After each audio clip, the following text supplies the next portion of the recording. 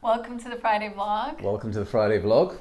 Hope you're having a great week. And Angus and I released our Ask Anything episode on the podcast. We actually called it Your Questions Answered episode this week for the podcast. And when we were working on it, we noticed that there were several questions that were around the same theme about a misunderstanding in terms of when we talk about not taking something personally or getting neutral in the face of challenging behavior. There was a misunderstanding that somehow that meant that we were condoning the behavior or it meant the behavior was okay. So we thought that we would talk about it here in the vlog to clarify what we mean by all of that. And of course, you can also listen to the episode to hear what we said there. No, I think it's a good theme to explore. And I think you've already kicked things off, so I'll let you take the lead on this one. Okay. So for me, in terms of my commitment to doing my best to not take things personally, the reason that it's so important to me and helpful is because it makes my life so much easier. So if I find myself taking Angus's behavior personally, which I do all the time, I'm still absolutely on the learning curve of this one, but when that happens, I'm suffering. And when I am committed to getting over that and seeing that his behavior is only ever going to be a reflection of his state of mind, it's only ever going to be a reflection of him doing the best he can in the moment, and if I'm committed to seeing his psychological innocence, it isn't about letting him off the hook or having him get away with something. It's not about me being a doormat. It's actually about me ending the suffering that I have inside of myself, because when I'm taking something personally, I'm caught up in my own limited thinking, my own personal identifications about my own worth and value and not being good enough, and who knows what all that conditioned thinking is. And so when I see the truth of what's happening, that his behavior doesn't reflect anything about me, I experience that inner freedom. I experience the greater peace of mind.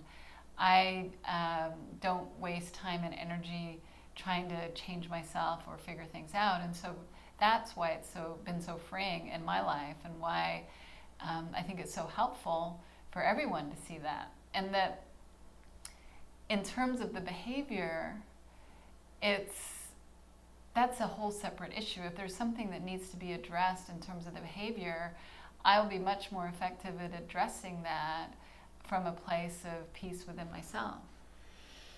Yeah, because I think people are going to hear this and going to wonder about some of the more extreme forms of behavior. So, if there's violence involved, and that's obviously at the far end of the spectrum, and that's problematic, and we're not condoning, we're not asking people to roll over and take it on the chin and like that's all okay, because it's not. But what we're trying to point to is this idea that we can find a place within ourselves to see the other person's psychological innocence on the basis that, subject to us having the same programming and conditioning, we will probably show up and be exactly the same if we put ourselves in their shoes. I think that what Rohini is saying about not taking it personally, there's a real opportunity for us to not suffer. So, yeah, absolutely. If it's a case of having to deal with someone's physical violence, then that's a whole different ball game. But we're still, nevertheless, asking you to consider what it would be like to be able to put yourself in their shoes, see their psychological innocence based on their programming and conditioning, and perhaps see it in such a way where you can have compassion for that. And what that compassion does, it releases us from the burden of judgment and of resentment. And that's where we basically have a choice to decide, do I want to shoot myself in the foot here?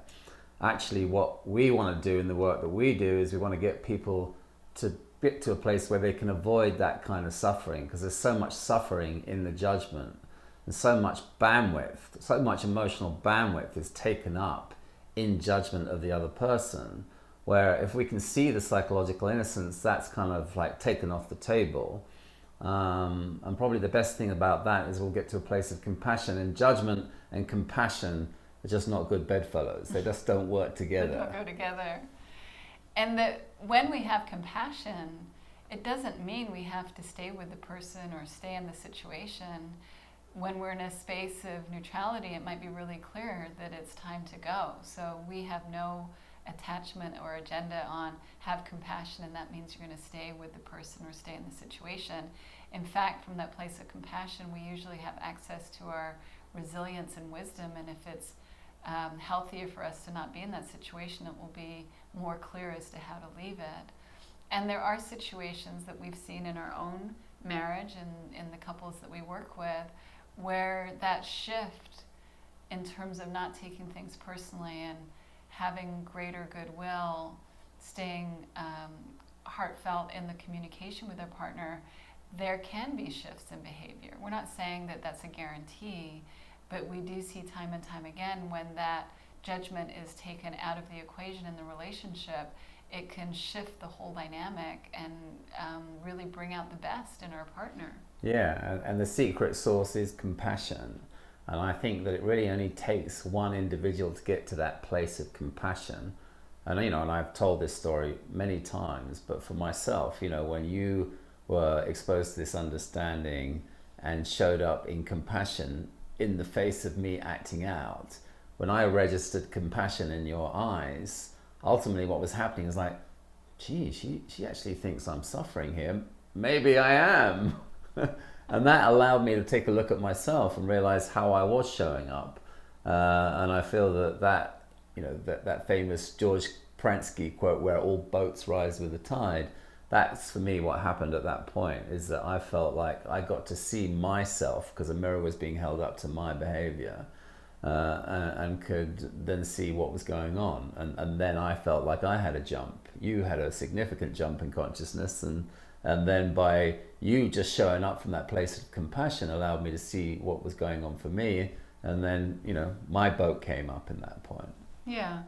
So we're not saying that it always happens that way, but we are saying it's possible and it can. And that when there's more love and compassion in a relationship, it does tend to bring out the best in each other. And when we take things personally, we're going in the opposite direction.